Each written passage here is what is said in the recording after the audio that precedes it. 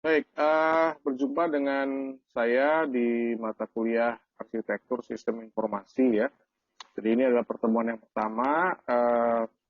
Mudah-mudahan kita bisa melaksanakan perkuliahan dengan baik ya dalam kondisi pandemi sehingga pertemuan dilaksanakan secara online ya, tidak langsung tatap muka tapi tatap mukanya melalui ya, uh, ya komunikasi. Materi yang kita akan pelajari adalah arsitektur sistem informasi. Jadi kita akan coba melihat apa itu arsitektur sistem informasi, ya, berarti berkaitan dengan sistem, dengan informasi. Apa sih sebetulnya? Nah, kenapa kok harus dipelajari di prodi Anda? Baik, total pertemuan kita adalah 14 pertemuan. Ya, mudah-mudahan saya bisa mengawal mata kuliah ini secara lengkap ya dari pertemuan perdana sampai dengan pertemuan ke-14 ya. Uh, Video pembelajaran akan saya usahakan secara berkala ya saya siapkan supaya Anda bisa mempelajarinya dengan lebih lengkap ya. Jadi kalau mungkin pas kita tatap muka secara online Zoom ada beberapa yang tidak tersampaikan, nah itu dalam video pelajaran biasanya saya menyampaikan secara lebih lengkap. Baik, kita akan langsung saja uh, uh, menampilkan slide-nya ya. Ini ada kontrak kuliah. Kemudian kita akan lihat di slide tentang arsitektur sistem informasi. Baik, kita akan mulai ya secara singkat saja, jadi nggak usah lama-lama, yang penting Anda paham dan saya bisa menyajikan dengan struktur. Jadi begini ya, kalau kita bicara arsitektur kan kata arsitektur itu pasti sudah sering Anda dengar ya, arsitektur. Arsitektur adalah sebuah ilmu ya, sebuah ilmu yang mendalami tentang apa? Tentang tata ruang begitu ya, rancangan, dengan pola. Ya, nah, arsitektur ini kan bidangnya banyak ya, tapi kalau kita melihat secara mudah yang paling sering kita dengar itu arsitektur tentang apa? Tentang bangunan ya. Jadi kalau ada bangunan tuh arsiteknya siapa gitu kan? Ya, jadi tapi kalau arsitektur itu juga sekarang sudah bukan cuma di bidang bangunan ya, infrastruktur, tapi juga apa? Di bidang olahraga ya. Pelatih itu juga sering disebut dengan mengarsiteki gitu kan. Demikian juga dengan dunia IT. Ya, jadi kalau kita bicara tentang sistem informasi, ya sistem informasi itu harus dirancang sedemikian rupa sehingga memenuhi keinginan dari pengguna. Ya, rancangan setiap sistem itu bisa berbeda ya, jadi nggak selalu sama. Gitu. Makanya kan banyak vendor yang menawarkan aplikasi-aplikasi yang sudah jadi yang siap pakai gitu kan, digunakan secara online. Itu banyak ya, banyak perusahaan-perusahaan atau vendor yang jual sistemnya gitu untuk digunakan oleh kalangan bisnis begitu ya, menjadi sebuah sistem yang bisa dipakai untuk bertransaksi. Nah, sekarang kita akan coba melihat ya, nggak langsung ke materi intinya ya, kita akan lihat dulu hal-hal yang berhubungan dengan sistem informasi itu apa saja. Jadi kalau kita bicara tentang sistem informasi itu sebetulnya ada tiga hal utama ya. Pertama kita punya kata sistem, kemudian punya informasi, dan kalau kita bicara informasi selalu nggak terlepas dengan data, betul ya? Kenapa informasi tidak bisa dilepaskan dengan data? Karena sumbernya informasi itu data yang diolah. Nah, kalau kita lihat definisinya, mungkin juga sudah sebagian Anda tahu ya. Jadi kalau sistem itu kan ada dua rujukan ya. Muncul kata sistem dalam bahasa Inggris, dia di Indonesia kan jadi sistem gitu ya. Sebetulnya aslinya dari bahasa Latin dan bahasa Yunani ya, jadi ada sistema dan sustema. Artinya apa ya? Artinya sebuah kesatuan begitu ya, sebuah kesatuan. Jadi ada bagian-bagian yang terpisah gitu ya, kemudian dihubungkan menjadi satu kesatuan ya, dihubungkan satu sama lain jadi satu kesatuan. Nah, ini adalah sistem. Ya, jadi kalau kita hubungkan lagi ke dalam sebuah perangkat ya, berarti kalau sistem itu adalah apa? Sebagai perangkat elemen gitu kan. Jadi kita punya elemen-elemen kecil yang digabungkan satu dengan yang lainnya untuk satu tujuan ya. Jadi tadi ada goals-nya, makanya saya bilang tadi di awal bahwa sistem itu nggak selalu sama arsitekturnya. Ya, tergantung dari needs-nya, kebutuhannya ya, tujuannya buat apa. Ya, nah, sistem nantinya kalau Anda lihat itu bisa bersifat abstrak ya, ataupun yang berwujud ya. Kalau Anda melihat sebuah sistem ya, sebuah sistem mesin ya, mesin itu kan ada sistemnya ya. Ada sistem pengapian gitu ya, ada sistem apa namanya, sistem pengapian, kemudian sistem pengereman gitu ya, sistem suspensi dan sebagainya, itu kan sistem ya. Masing-masing mempunyai tujuan ya, itu kan kelihatan ya. Tapi ada sistem yang abstrak gitu. Sistem yang abstrak. Kalau kita bicara tentang dunia IT, sebetulnya dunia IT itu yang abstrak gitu kan. Memang ada alat yang dipakai ya, tapi sebetulnya yang kita lihat itu sifatnya abstrak. Kita nggak lihat pengolahannya. Ya. Yang kita lakukan adalah kita melakukan input, kemudian bagaimana pemrogram itu mengkodingkan, mengkodekan dengan bahasa kode, ya, dan saat diproses nggak kelihatan. Nggak kayak orang bikin makanan gitu ya, dari bahan baku, diolahnya bisa kelihatan ya, bisa kelihatan. Gitu, karena sistem pembuatan roti gitu kan, pabrik yang canggih itu kan pakai sistem ya, jadi nggak manual gitu kan. Muncul sampai dia sudah packing ya, itu dalam sebuah sistem. Itu sistem yang kelihatan ya. Nah, yang kita bicarakan adalah sebetulnya sistem yang nggak kelihatan sebetulnya. Ya. Oke ya. Nah, kemudian kalau kita melihat ke beberapa rujukan ya, beberapa rujukan ahli ya, ini banyak yang menjelaskan tentang sistem ya. Jadi ini yang cukup terkenal tuh ada, kalau di kita ada Jogjanto, udah lama banget ya, tapi memang ini masih dipakai gitu ya. Jadi dibilang sistem itu sebagai kumpulan dari elemen-elemen yang berinteraksi. Jadi ada interaksi gitu ya. Ada interaksi. Kalau nggak berinteraksi berarti bukan sebuah sistem. Gitu kan? Ya, elemen-elemennya itu berinteraksi kan, untuk mencapai tujuan itu berinteraksi. Ya, kemudian MacLeod ya, ini juga pakar yang cukup terkenal, banyak dipakai definisinya. Sistem itu sekelompok elemen yang terintegrasi. Oh ya. Jadi ada istilah interaksi, ada istilah integrasi begitu kan. Ya hampir-hampir sama lah ya, mirip-mirip begitu. Artinya sistem itu dikemas, dibuat supaya elemen-elemennya itu saling apa? Saling mendukung gitu. Jadi nggak cuma satu pemroses gitu ya. Ada berbagai macam elemen yang dia melakukan tugasnya masing-masing, dan nanti outputnya adalah sesuai dengan goals-nya gitu ya. Sesuai dengan tujuannya. Kemudian yang ini pendekatan sistem yang menekankan pada komponen ya, jadi komponen elemennya, partnya. Nah, sekarang kalau kita melihat pada prosedurnya, kalau istilah prosedur apa? Prosedur itu apa? Sebuah aturan dari sebuah proses gitu ya, urut-urutan ya, prosedur. Nah, dikatakan begini, sistem sebagai satu jaringan dari jaringan kerja, dari prosedur-prosedur. Prosedur itu kumpulan proses gitu ya. Jadi prosedur A ya prosesnya A, prosedur B prosesnya B, prosedur C prosesnya C, beda lagi. Tapi digabungkan gitu, saling berhubungan. Muncul lagi ada istilah interaksi lagi ya. Sama aja ya. Berkumpul bersama-sama melakukan satu action, kegiatan untuk sasaran tertentu. Ujung-ujungnya sama. Ya, jadi sistem itu untuk mencapai satu goal. Nah, kalau Anda belajar algoritma ya, atau di SI ya semester 1 mungkin ada algoritma semester 1 itu kan atau mungkin pernah belajar ya, pernah dengar algoritma. Algoritma adalah urut-urutan ya. Flowchart, pernah dengar flowchart ya, flowchart urut-urutan.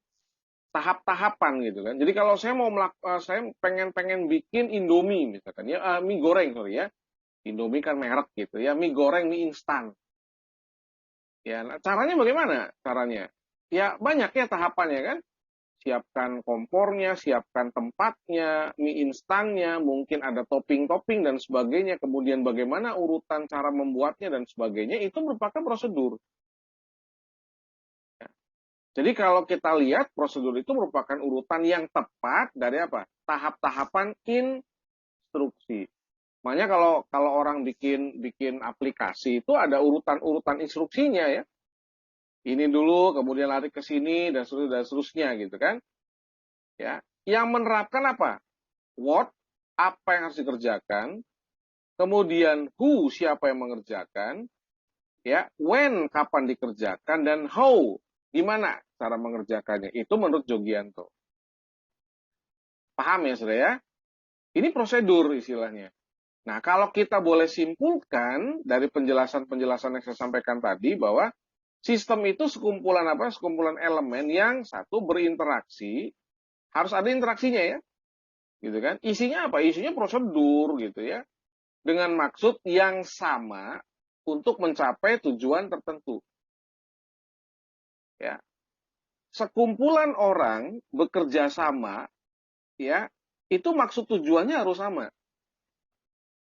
Satu kesebelasan itu nggak akan mencapai kemenangan kalau tujuannya nggak sama. Yang satu pengen menang, yang satu nggak pengen menang. Saya mah pengen seri, kita mah seri aja. Oh, enggak, kita harus menang dan sebagainya. Ya, nggak ada kerjasama untuk mencetak gol dan sebagainya. Nggak terpenuhi tujuan. Bisa dipahami di sini ya? Oke, next. Ini contoh pembentukan sistem ya. Nah, sistem itu kalau kita lihat ya, kita lihat gampang lah ya. Ada boundaries, ada batas sistem ya. Jadi sistem tuh nggak bisa nggak dibatasi gitu kan, harus ada batasnya. Kemudian ada lingkungan yang berhubungan dengan sistem. Ya, ada inputnya, kemudian masuk ke dalam sistem, kemudian ada outputnya. Paham ya? Sebuah mesin itu ada kapasitasnya, ada batas kemampuannya dia.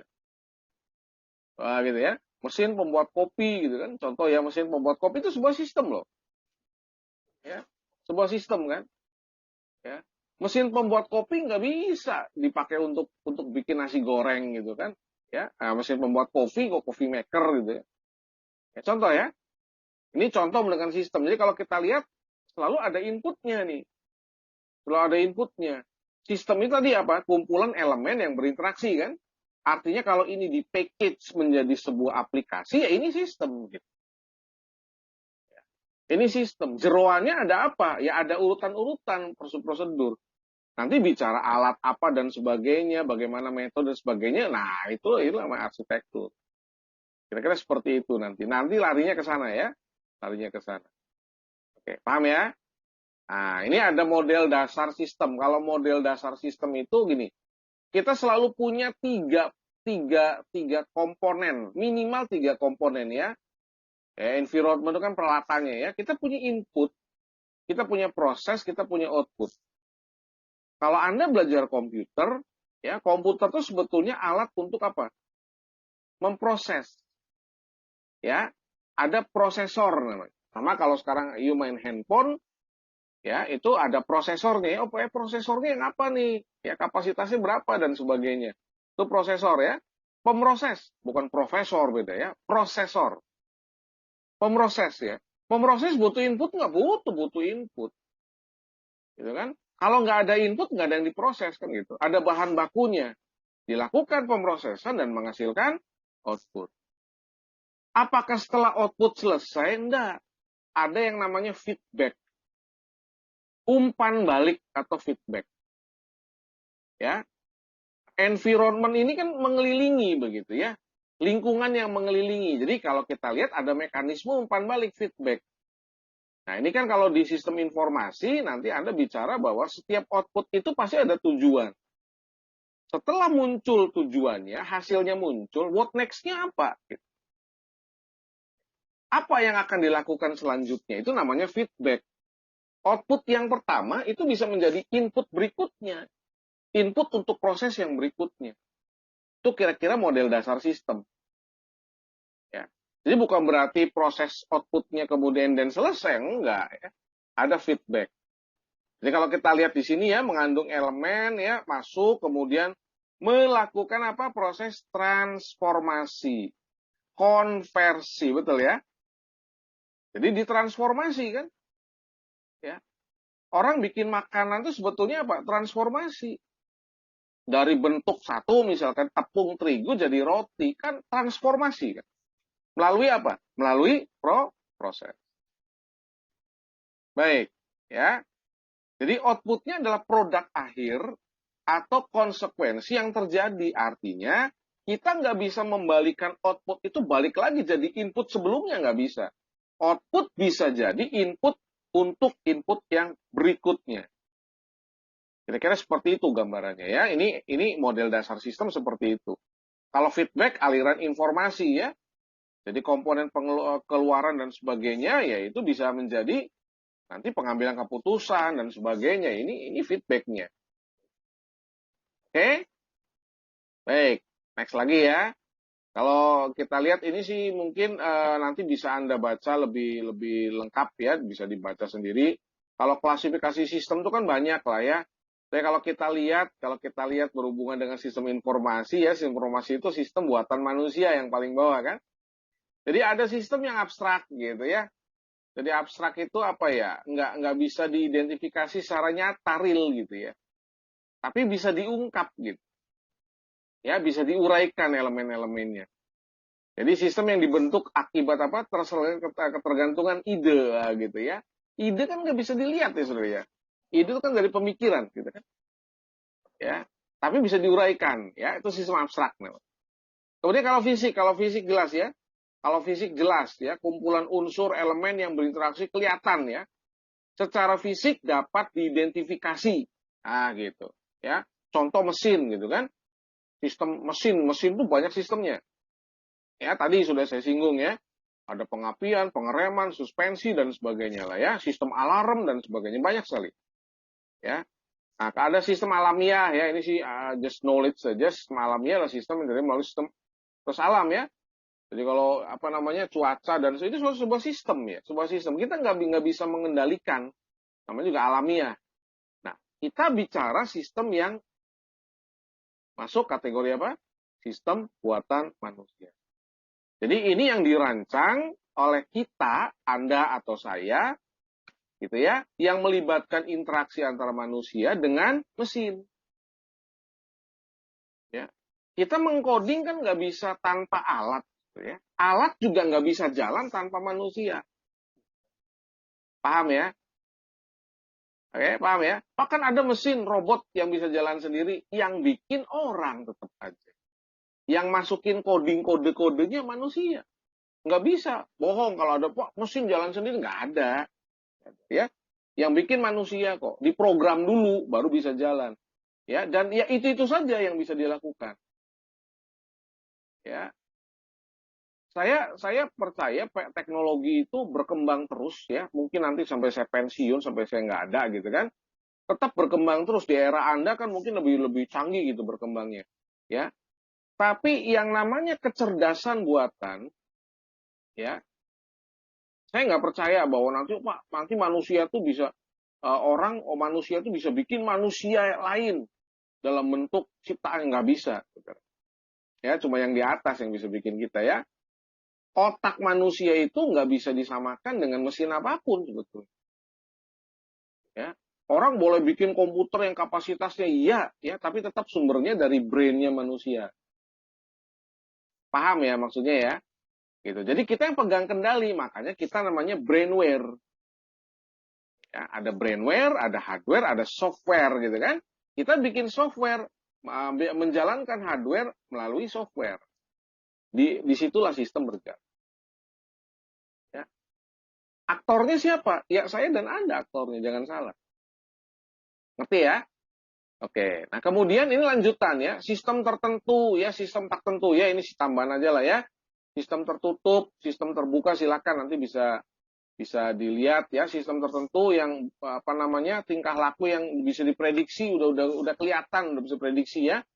Kalau sistem tertentu yang nggak pasti ya, sistem yang unsurnya apa, probabilitas gitu ya. Sistem tertentu contoh apa, naik turunnya saham gitu kan kita nggak bisa prediksi ya. Kemudian sistem sederhana, kompleks ya, open, yang close dan sebagainya ya. Baik, ya ini nanti silakan bisa Anda lihat-lihat definisinya lebih jauh lagi. Nah, kemudian kalau kita lihat di komponen sistem, kalau Anda lihat komponen sistem ini, kalau kita terjemahkan ya, lingkungan luar gini, sistem itu kan dipakai oleh user ya. Usernya Anda dan saya, ini user dan sebagainya. Di dalamnya itu ada apa? Ada inputan, paham ya? Terus ada model, ada output. Paham ya? Ada input, ada model, ada output. Artinya, sistem itu dibuat berdasarkan kebutuhan. Jadi kita nggak bisa membuat sistem sama rata, nggak bisa. Ada modelnya. Rambut ada modelnya. Ya kan? Rambutnya pangkas separoh, gitu ya. Depan ada, belakang nggak ada. Contoh kan lagi trendy gitu ya. Model kan? Pemodelan sepatu, kanannya warna merah, kirinya warna kuning. Kalau dulu orang gila ya, kalau sekarang tren gitu kan. Model, namanya juga model kan. Ikuti model ya. Ya, kemudian ada apa? Ada database, ada teknologi, dan ada control. Kalau nanti kita bicara tentang sistem informasi, nggak mungkin sistem informasi nggak punya database. Database itu untuk nyimpen datanya. Nggak mungkin kita nggak pakai teknologi. Betul kan? Ya. Nggak mungkin juga nggak ada kontrolnya. Ya, ntar mesinnya nggak bisa dimatiin gitu. Kan programnya jalan terus nih, gimana caranya nih? Ya, ada kontrolnya. Kapan saat dia ngerekam, kapan saat dia ngapus, dan sebagainya, itu kontrol. Paham ya? Nah, ini berinteraksi nggak? Berinteraksi. Dalam satu kesatuan seperti ini. Jadi, nanti istilahnya kalau kita lihat lagi ke bawahnya, tuh ada sistem tuh dibagi-bagi lagi. Bisa ada subsistem. Ya, jadi kalau ini kan apa? Membentuk kesatuan ya. Berupa satu subsistem, bagian-bagian, subsistem yang punya sifat yang berbeda ya, tapi menjalankan fungsinya tertentu gitu kan. Untuk tujuan yang sudah ditentukan. Ya. Paham ya? Namanya gini, mobil bensin bisa nggak diisi solar? Ya nggak bisa. Udah. Ya, karena modelnya, teknologinya sudah dibuat untuk bahan bakarnya premium bensin gitu kan. Nggak bisa untuk mesin diesel. Rusak dipaksakannya. Sama gitu kan. Mesin diesel nggak bisa pakai bensin. Ledak tuh. Gitu kan? Baik ya. Nah, ini ada karakteristik sistem. Sebetulnya sih ini hal yang umum. Kalau nanti Anda baca, mungkin Anda cari referensi yang lain ya. Kurang lebihnya sama lah ya. Jadi kalau kita lihat karakteristik sistem itu kita nggak bisa lihat sistem itu sebagai sebuah istilah yang utuh ya. Jadi sistem itu ada hal-hal yang berhubungan dengan sistem gitu. Jadi ada karakternya kan. Yang pertama, sistem itu pasti punya elemen ya. Kita bicara di awal bahwa sistem itu ada elemen yang berinteraksi ya. Selain berinteraksi, selain berhubungan, bisa disimpan dalam sebuah prosedur menghasilkan sebuah tujuan. Kemudian ada boundary, ada batasannya, saudara. Kita nggak mungkin bikin sistem nggak ada batasannya, nggak ada. Ya. Kemudian ada lingkungan luarnya, environment-nya. Ada lingkungan luarnya, hal-hal yang berhubungan dengan sistem tapi di luar posisinya. Ya. Lalu ada interface. Ya. Interface, betul ya, interface. Sistem bisa berjalan harus ada interface-nya, saudara. You pakai sistem, pakai Android, pakai smartphone Anda, kan ada interface-nya. Ya, ada layarnya. Bayangkan kalau nggak ada layar, gimana cara ngejalaninnya? Orang nge-game nggak ada layarnya gimana ya? Gitu kan? Lalu ada apa? Ada input, ada output, ada proses, ada goal. Ya. Ini karakteristik dari sistem. Jelas ya? Jadi, mungkin nggak sistem nggak ada inputnya? Nggak mungkin. Mungkin nggak sistem nggak ada prosesnya? Nggak mungkin. Mungkin nggak sistem nggak ada goalsnya? Nggak mungkin. Ngapain dibikin sistem nggak ada goalsnya? Ya.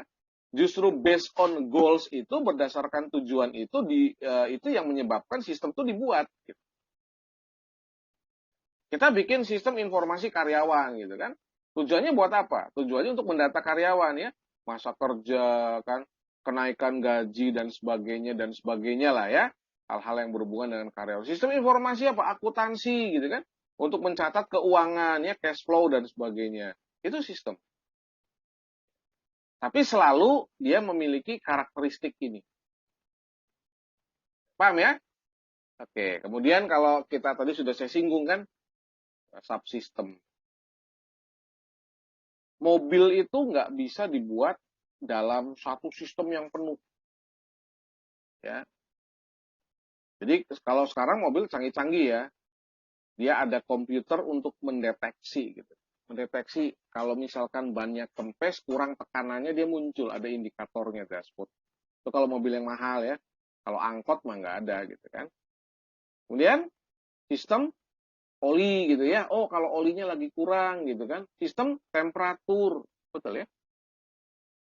Nah, itu sensornya bisa-misah tuh. Itu namanya subsystem. Paham ya? Jadi sistem dapat dipecah gitu kan menjadi bagian-bagian yang mendukung tercapainya tujuan pada sistem. Jadi selama ada hal-hal yang belum sesuai ya tujuannya nggak tercapai. Ya, paham ya? Nah, sistem komputer dapat subsistem hardware atau software ya. Kita nggak mungkin nggak butuh hardware kan, pasti butuh hardware. Ya, hardware-nya ada, nggak mungkin kita nggak butuh software kan, pasti butuh software. Oke. Nah, masing-masing subsistem ini terdiri dari subsistem yang lebih kecil lagi gitu. Ya. Kalau kita bicara hardware itu isinya apa aja? Kan isinya bukan cuma alat pemroses ya. Isinya kan ada alat untuk input gitu ya, monitor untuk melihat dan sebagainya ya, scanner contoh misalkan ya. Wah, banyak bener. Ya, software apalagi gitu kan. Nah, subsistem yang ada saling berinteraksi, berhubungan, membentuk kesatuan untuk tujuan tercapai. Paham ya? Ini subsistem. Jadi kalau nanti misalkan Anda diminta untuk jelaskan subsistem dari sistem ini, bikin ya, subsistemnya apa aja gitu ya. Betul ya? Kenapa perusahaan itu punya banyak karyawan, punya banyak bagian? Karena nggak mungkin dikerjakan oleh satu orang, saudara ya. Kebayang kan? Ya. Kenapa perguruan tinggi itu butuh banyak dosen? Lah nggak mungkin satu dosen itu ngajar semua prodi, kan? Ya. Kan bidang keahliannya beda-beda. Paham ya? Ah, ya ini keterkaitan antar komponen dan karakter sistem ya. Jadi kalau kita lihat kan ini kan ada sistem ya, ada subsistem A gitu ya, ini subsistem B, ini C, oh ini ada subsistem A1, A2, ini ada sistem B1 dan sebagainya ya. Nah, kemudian apa nih? Kemudian ini subsistem ini berhubungan dengan interface ya. Gitu kan? Dan sebagainya menghasilkan goal. Sebetulnya kalau kita lihat ya, nanti kalau kita nggak melihat dari pemrosesnya bukan ya, kita nggak belajar pengkodingannya enggak, tapi kita belajar tentang arsitekturnya. Jadi ini harus digambarkan sebagai sebuah diagram gitu kan. Karena kalau kita nggak gambarkan seperti ini kan gini, IT itu bidang yang nggak nampak sebetulnya. Ya, bidang yang nggak nampak gitu. Hasilnya kelihatan kalau dia udah berjalan. Ya. Hardware kan hanya hanya alat untuk memproses, tapi dalamnya diprosesnya kayak apa kan kita nggak lihat. Tadi ya, saya katakan kita nggak bisa membandingkan sebuah sistem komputer dengan mesin pembuat roti, nggak bisa. Yang kelihatan dan yang tidak kelihatan. Digital mainannya. Jadi ada input, ada proses, ada output, ya ada feedback, ada counter. Ini gambarannya sebetulnya. Ya, komponen dan karakteristik. Paham sampai sini ya? Oke. Nah, ini kalau contoh ya yang tadi sudah saya singgung. Ya, sistem mobil itu apa? Ada sistem bahan bakar, ya, pendorong, kelistrikan, rem, Sistem komputer ada apa? Ada pemroses, ada keluaran, penyimpanan dan sebagainya, banyak ya. Ya, perusahaan apa? Akuntansi sendiri, pemasaran sendiri, personalia sendiri, produksi sendiri. Nggak mungkin sistem akuntansi kudu ngoprek pemasaran juga, dia kudu kudu mengolah personal. Waduh, nggak bisa, nggak sanggup. Itu contoh yang paling mudah ya. Kalau misalkan nanti Anda bekerja gitu kan, Anda bekerja di bagian apa nih kamu? Oh, saya bagian administrasi gudang, contoh ya. Oh, saya di bagian ini personalia, contoh. Masa personal yang ngurusin gudang? Kan enggak. Gudang ngurusin personal? Enggak ya. Masing-masing punya bagiannya sendiri kan. Tapi bisa jadi bahwa semua sistem itu terpadu dalam sebuah sistem informasi perusahaan. Gitu ya, terbagi ke dalam user-user yang berbeda. Ya, ini contoh sistem dan subsistem. Jadi mudah-mudahan bisa menggambarkan ya kalau nanti Anda diminta untuk menjelaskan tentang, coba beri penjelasan tentang sistem dan subsistem ya. Nah, ya gambarannya ini kira-kira. Paham ya? Oke ya. Oh, kalau ada super sistem, wah gitu ya. Kalau sistemnya lebih besar ya mungkin Anda perlu yang namanya super sistem. Ya, kalau ruang lingkupnya luas, ya, kalau perusahaan yang sangat besar tuh biasanya dia nggak bisa langsung pokoknya pusat ngurusi cabang, oh nggak bisa ya, pusat dia punya layer di bawahnya ya, kemudian punya layer lagi di bawahnya sampai ke cabang gitu kan. Contoh ya, contoh yang paling mudah gitu kan. Sistem jadi bagian dari sistem lain yang lebih besar, maka sistem yang lebih besar disebut sebagai super system. Contoh ya, jurusan manajemen, contoh misalkan, atau jurusan sistem informasi gitu kan. Ini merupakan sistem ya. Tapi ini bagian daripada sistem di UCIC kan. Satu prodi di UCIC. Kan ada prodi TI, ya, ada prodi apa SI, ada prodi manajemen, akuntansi dan sebagainya kan. Ya. Nah, UCIC jadi apa? Jadi bagian dari sistem pendidikan tinggi gitu ya. Dikti gitu. Nah, itu yang namanya super system. Ya. Contoh lain ya, kabupaten sebut sebagai sistem ya, maka pemerintah provinsi berkedudukan sebagai supernya gitu. Ya, supervisinya gitu. Paham ya? Yang mengawasi pusat, daerah gitu ya. Paham sini ya? Jadi mudah-mudahan ini bisa lebih dipahami oleh Anda dan memberi gambaran ya, oh iya ternyata sistem tuh nggak sederhana ya. Kalau kita bicara tentang sistem tuh kan ya hal-hal yang berkaitan dengan sistem Anda harus pahami gitu.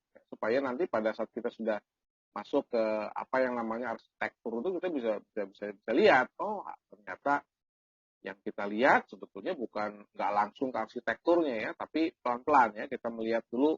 Ini yang lagi kita lihat kan sistem ya, yang lagi kita lihat istilah sistemnya ini kan. Ya. Nah kemudian yang berikutnya adalah data ya. Kalau data saya pikir data Anda sudah lebih mengenal ya. Data itu apa? Data itu ya apa ya? Data itu bahan baku gitu ya, bahan bakunya. Nah, kalau kita lihat kan ini banyak pengertian ya. Jadi banyak pengertian dari berbagai sumber lah ya. Tapi coba kita lihat apa namanya 3 pengertian saja lah ya. Saya rangkum jadi 3 pengertian saja. Jadi kalau kita lihat di Kamus Bahasa Inggris Indonesia, data itu diterjemahkan dengan istilah datum ya. Berarti fakta ya, fakta ya, bahan-bahan, keterangan gitu ya. Fakta kan? Kalau dari sudut bisnis apa? Pengertian data bisnis ya. Bisnis data is an organization description of things. Things-nya apa? Resources. Ya. Resources itu isinya bisa apa? Bisa SDM dan sebagainya kan. Dan transaksi, event. That it faces. Yang bisa dilihat. Gitu. Ya. Yang terjadi, yang kelihatan tuh. Ya. Jadi itu adalah data bisnis ya. Nanti kalau Anda bikin sebuah sistem ya rancangan, itu kan sebetulnya tujuan ada apa? Ada informasi bisnis yang diinginkan dari setiap aplikasi yang kita buat. Ya. Nah, pengertian yang lain mengatakan bahwa data is the description of things and events that we face. Ya. Deskripsi dari apa sesuatu dan kejadian yang kita hadapi itu data. Ya. orang membutuhkan data beda-beda ya. Kebutuhannya beda-beda kan. Data bagi si A belum tentu berguna bagi si B. Ya. Data yang dibutuhkan oleh si B belum tentu berguna bagi si C dan sebaliknya. Ini tentang data ya, kita bicara tentang data. Tadi kita sudah bicara tentang sistem ya. Oke. Nah, sekarang kita akan lihat tentang informasinya nih, ya, informasinya. Kalau Anda bicara data, ya tentunya kita langsung lihat ke informasi. Nah, kalau informasi itu kan apa ya? Informasi ya, informasi itu hasil dari sebuah proses yang dilakukan terhadap data kan. Informasi adalah salah satu dari 5 jenis utama sumber daya manusia. Ya. Ya, jadi 5 jenis utama sumber daya manusia, material, mesin, dan uang yang dapat dipakai oleh semua orang. Ini informasi ya. Jadi kalau kita lihat ternyata informasi itu menjadi sangat penting, saudara. Paham ya? Jadi informasi itu sangat penting. Ini ada yang bilang ya, Gianda 2008, informasi itu adalah data yang diolah menjadi bentuk yang lebih bermanfaat, berguna. Ya, lebih berarti bagi penerimanya, betul ya? Mungkin pada yang pernah dengar istilah ini kan, informasi itu adalah data yang diolah ya, lebih berguna. Ya, Lethal Davis di bukunya Accounting Information System ya, informasi itu data yang diolah bentuk berguna serta lebih berarti bagi yang menerimanya. Nah, dari definisi ini kita bisa sebutkan bahwa informasi merupakan data yang sudah diolah, dibentuk, dan dimanipulasi sesuai dengan keperluan tertentu. Data yang sama, ya, dengan proses yang berbeda, dengan manipulasi yang berbeda, betul, menjadi informasi yang berbeda untuk orang yang berbeda. Datanya sama. Jadi sangat penting untuk mengetahui ya keterhubungan tadi ya. Kalau kita bicara tentang sistem, kita bicara tentang data, dan kita bicara tentang informasi. Sudah bisa melihat ya, sudah bisa melihat keterkaitannya. Mudah-mudahan sudah kelihatan nih ya keterkaitannya. Nah, kemudian ada istilah siklus informasi. Informasi itu ada siklusnya. Ya. Jadi data yang diolah dia bilang menghasilkan apa informasi ya. Kemudian informasi dipakai untuk apa? Mendukung sebuah keputusan ya, mengambil tindakan ya. What next actionnya apa? Yang kemudian menghasilkan data baru, masuk lagi, diolah lagi gitu kan. Menghasilkan informasi lagi dan seterusnya. Nah, proses ini namanya information cycle. Ya, information cycle. Jadi informasi yang dihasilkan menjadi input untuk proses berikutnya yang dulu saya singgung tadi di awal. Itu namanya information cycle. Ya. Jadi kalau kita lihat gitu ya, ini ada data ya, data ditangkap ya. Nih, ini data masuk ke proses ya, pemodelan, terus muncul output ya. Muncul output kemudian diterima ini berhubungan dengan database ya. Untuk penyimpanannya kan masuk keluar ya, data disimpan, bisa diambil lagi ya. Diterima oleh user. Nah, setelah user menerima apa? Oh, kita kudu begini nih. Ya, oh dapat informasi sebagai data baru, diolah lagi gitu ya, tindakan, tangkap lagi datanya dan seterusnya. Ini kira-kira gambaran dari information cycle. Kalau Anda nih orang sistem informasi harus kuat ya, harus kuat di analisanya harus tajam nih. Gitu kan? Jadi kalau nanti Anda membuat sebuah merancang gitu kan, merancang sebuah aplikasi, sebuah sistem, yang pasti ditanya gitu ya, informasi apa sih yang dihasilkan dari sistem? Siapa sih yang butuh informasinya? Kenapa sih ini dibuat? Dan sebagainya. Jadi harus kuat ya di analisanya, harus bisa menjelaskan. Jangan nanti Anda nggak bisa menjelaskan, oh saya nggak bisa menjelasin gitu ya. Bikin aplikasi tapi nggak bisa ngejelasin, waduh repot. Ya, harus ada goals-nya tadi ya. Nah, gimana cara ngerancangnya dan sebagainya. Nah, inilah berhubungan dengan arsitektur sistem informasi. Oke ya. Nah, kemudian ini bagian terakhir kayaknya nih. Kita Ini juga hal umum ya, hal umum. Hal umum itu sifatnya informasi itu kan kita harus bicara tentang kualitasnya ya. Kalau Anda udah bicara informasi, nggak lepas dari kualitas informasi. Ya, informasi itu harus apa? Akurat ya. Ada nggak informasi yang tidak akurat? Ada, ya, banyak. Ya, akurat itu harus eh, apa namanya, no error gitu ya. Kalau bisa sih informasi itu nggak ada error gitu, nggak ada salah. Bebas dari kesalahan, nggak bias, ya, gitu. Anda dapat informasi tapi Anda masih menduga-duga, itu nggak akurat informasinya. Ya, masih menduga-duga tuh, yang mana ya? Dan sebagainya itu informasinya nggak akurat. Jadi informasi yang benar itu harus apa? Menggambarkan realitanya, gitu. Ya. Nah, kalau kalau eh, Anda dapat informasi pernyataan nggak mengandung maksud, gitu ya, bikin orang apa? Membuat apa? Asumsi sendiri, gitu, akhirnya, ya, menduga-duga lagi, gitu. Nah, gitu ya. Nah, ini bukan informasi. Hati-hati ya. Jadi harus bisa membedakan informasi dan asumsi. Ya. Oke, lalu apa? Tepat waktu ya, on time, betul ya. Kalau informasi yang datang terlambat bisa jadi nggak punya nilai gitu kan. Ya, nggak ada nilainya kan kalau terlambat. Ah, gue udah denger lu baru ngomong aja gitu kan. Jadi kemarin ditunggu informasinya ya. Nah, sekarang gue udah ambil keputusan. Contoh ya. Kemudian apa? Relevan. Relevan tuh bermanfaat gitu. Ya, sesuai dengan keinginan si penerimanya. Ya, dikatakan apa nih? Relevan memiliki manfaat bagi penggunanya. Relevansi setiap orang beda-beda kan? Kan beda kebutuhan. Ya, respon time-nya gitu ya. Kecepatan informasinya bagaimana dan seterusnya. Relevan. Kemudian complete, ya, lengkap. Wah, ya. Oh, bagaimana kalau Anda misalkan pimpinan minta informasi, ya coba saya minta informasi penjualan bulan Januari. Ya, waduh, informasi Januari, apa yang harus dilaporkan? Wah, gitu ya. Ya lengkap laporannya kan.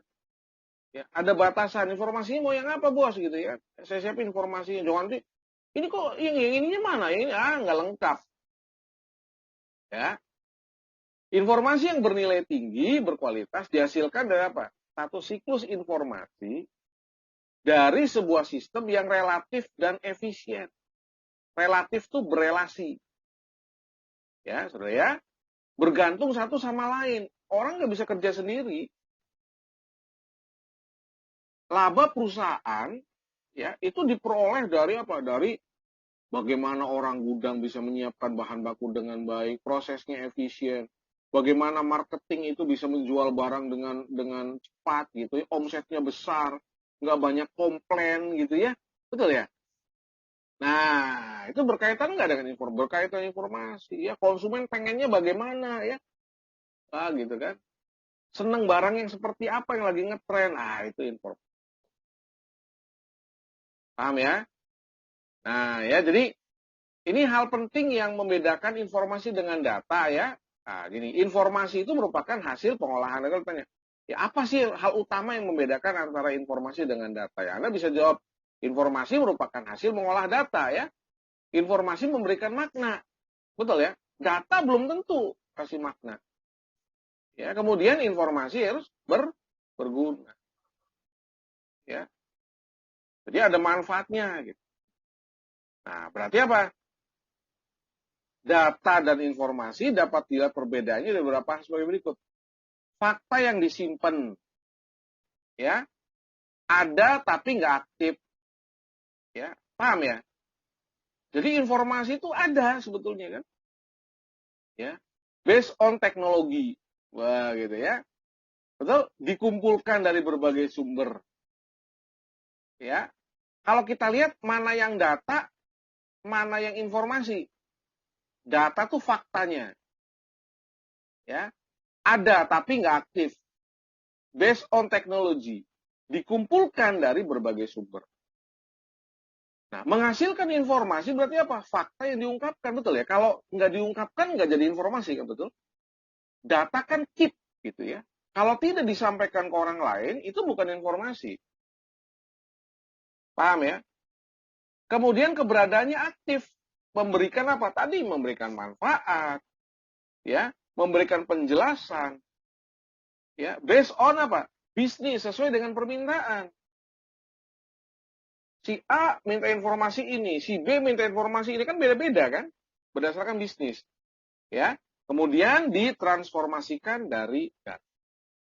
Jadi kalau kita lihat, ya, ini pakar juga nih yang bilangnya, Kurt Christoph bilang bahwa data tadi fakta yang disimpan, informasi fakta yang diungkapkan. Ya.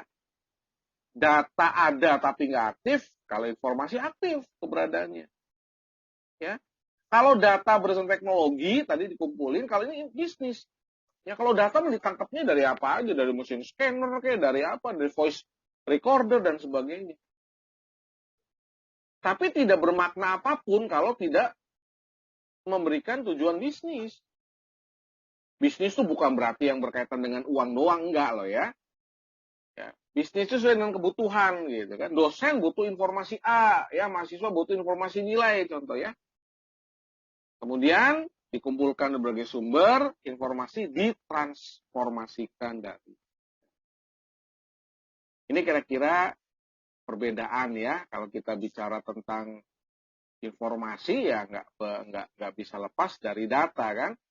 Kemudian karena kita bicara sistem informasi ya nggak bisa lepas dari istilah sistem kan. Ya, jadi ini satu kesatuan ya. Baik ya.